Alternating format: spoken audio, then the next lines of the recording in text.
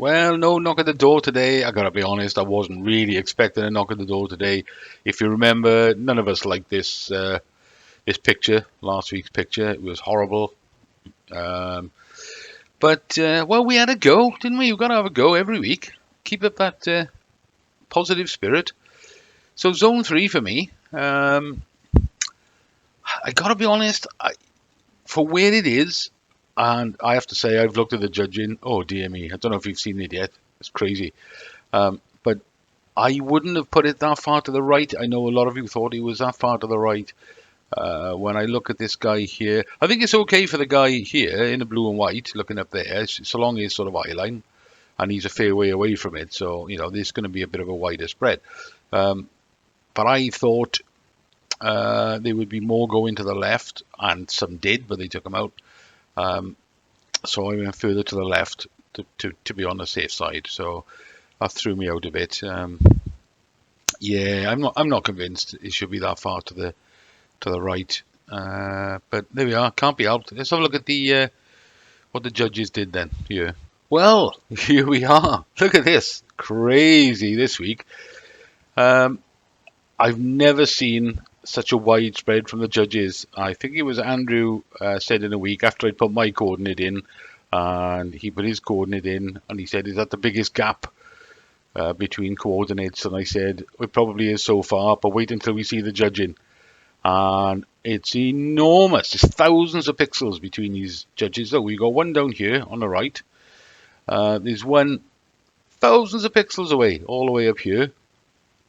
We've got another one here, and another one just to the right of it, and then we've got a bit of a cluster of about 4 in this sort of area here, which sort of makes sense. I think it's a bit too steep, but there you go. This one here, well, that one's just absurd. That makes no sense at all, putting that one there.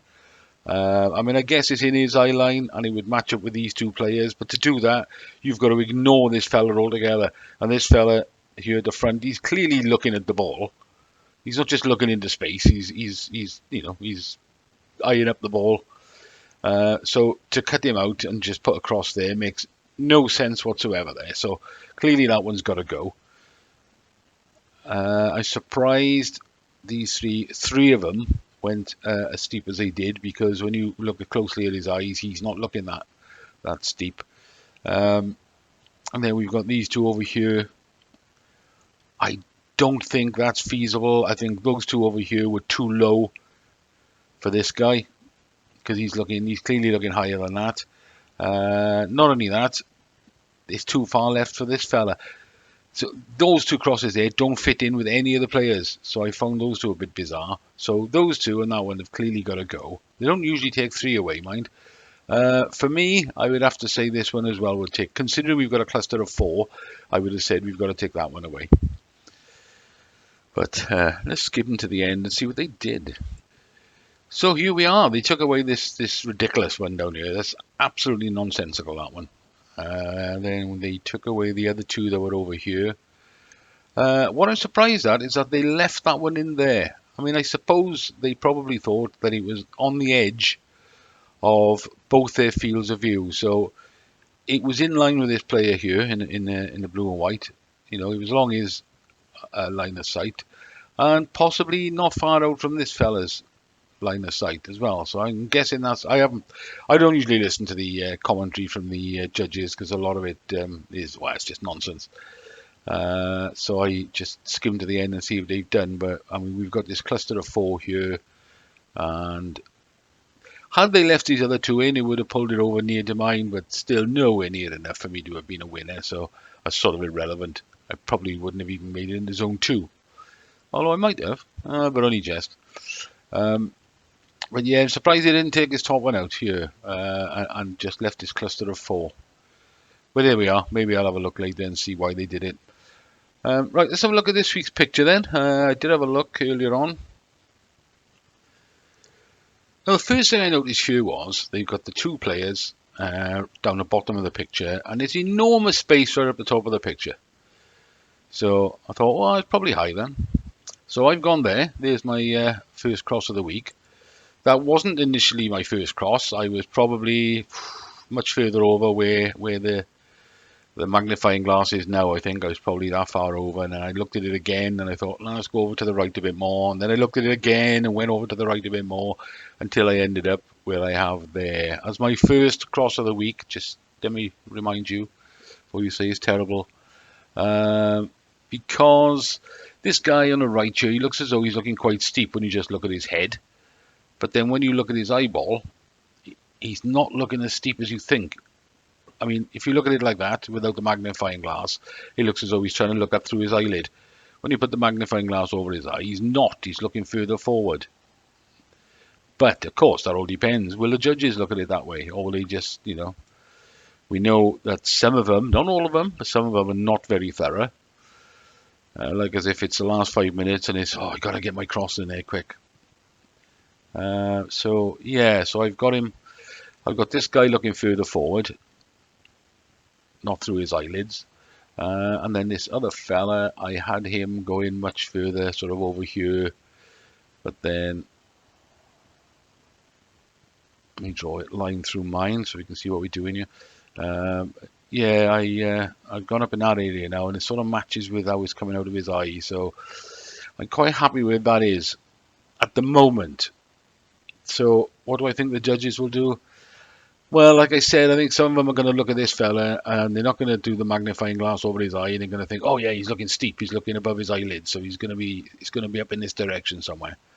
And then possibly they'll ignore this fella altogether. Or they'll look at this fella and ignore the other one. Hopefully they'll try and get a fine balance between the two, and we'll be somewhere in the right area. Zone 1 would be a win for me. There we are, that's my first one of the week. 1802, 1283. Let's move on to Revcomps. Thursday we go. I didn't win £1 million. Gutted. What would that have done for any of us? £1 million. Now I know what you're thinking, that if one of you had won £1 million, you'd have been contacting me straight away and saying, Mart, send us your bank details so I can give you your share. But I would have refused at the same time as sending you my bank details. However, I didn't win it, and I don't think any of us win it. Otherwise, you'd have told us so straight away. I didn't recognise the name anyway. So the multi-win draw Thursday, there's 5 cars on there, all with cash alternative prizes. There's no cars there they want to keep, so it'll be cash all the way from me. And then the ones they added last night for next Monday, the only 2 that caught my eye here was, well, I thought I'd have one on this BMW. Not that I'd keep it, but it's a 50 grand cash alternative. So, and the price wasn't bad, £5. So I thought, go on, have one on there. And of course, I had one on a Golf. Mainly because the odds were low, 4,999. So I had one on the BM, one on the Golf. Oddly enough, I didn't play these others because they were all around a tenner or upwards for a ticket. Because I've got this false thing in my head was, well, I'm not going to keep that, so why do I play for it? Well, that doesn't make sense, does it? Because, if you won it, besides getting £1,000, if you won it, you could insure it for a couple of days and then take it down to We Buy Any Car or one of them and just cash it in. You could do that with any other cars. Just go on to temp cover or one of them ones that lets you insure it for a week or a day or 20 minutes. Just to take it for a spin and then take it and sell it. So my theory of not playing for them because there's no cash alternative doesn't really stack up. That's all right, that one there, but it's 13 quid a ticket, and where the hell would I put it? I'm more for the auto draws, and I've spent way too much on the auto draws. I've got 3 on this camper van for today. I think I get caught out because the tickets are cheap, and it lures me in. So I've got 3 in a camper van, 1 on this Fiat Abarth, that's today as well, 1 on a Mini, 3 on this Peugeot 2008 GT line, because I'd keep that, 3 on this Toyota, because I really like that, that's the hybrid one, but that's a keeper. I had 1 on this last minute because it was cheap tickets, and I think I had one on that. The reason I did that is because I entered the what's the word draw on the live stream last night. I don't watch the live stream. I just have a look at the end for the what's the word. And I think there's something like 600 and odd prizes of credit or hoodies or sticker packs or whatever. And there was only about 1,000 watching last night. So the odds were really good that you were going to win something. And I did. I won a tenner credit. And at the time, I only had one ticket on this camper. So I used it to buy, I had some credit as well. So I used it to buy 2 more tickets on the camper and 1 on here. But I got 3 on a Polo, which I'll keep. 3 on a Volvo, which I'm going to keep. And that's popped up. I haven't done anything with that yet. But for the same reason, at first I thought, well, it's only $2.67 a ticket, but why am I going to play for it? I'm not going to keep it. But then same thing applies. Well, I'll just insure it for a couple of days. I would have a drive around it for a day or two and then cash it in at one of the We Buy Any Car places. I think it's about 3 around where I am.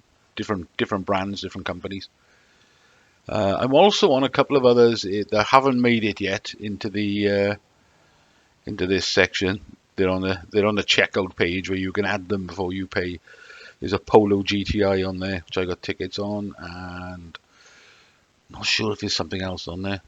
I know there's a Ford Fiesta van, which is basically the same as a car, just with sort of darkened out windows on the side and no seats in the back. It's basically the same thing. So there we are. That's it. Let me know you got on then, guys, and leave a coordinate for Saturday. We'll make another video on Saturday to see where we think our average is and to see what everybody else is thinking. Are they going to go a lot higher or lower than me? Much further to the right? Much further to the left? But we'll see. So enjoy the rest of your week, guys, and good luck, everyone.